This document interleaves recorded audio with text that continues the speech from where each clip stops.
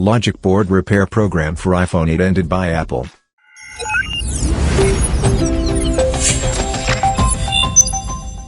Apple today ended a program that offered customers with possibly defective iPhone 8 models with a free repair for their logic board, which in some cases caused the device to restart and become unresponsive. The program officially launched in August of 2018 and targeted a very small percentage of iPhone 8 devices that may have had a defective logic board. According to Apple, at the time, affected models were sold between September 2017 and March 2018 in China, Hong Kong, India, Japan, Macau, New Zealand, and the US.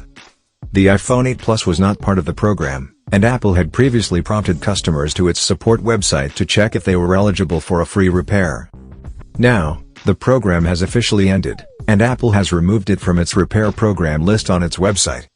The program ran for more than 3 years, and while it has finished, customers still experiencing issues with their iPhone 8 should still contact Apple support as they may still be willing to help.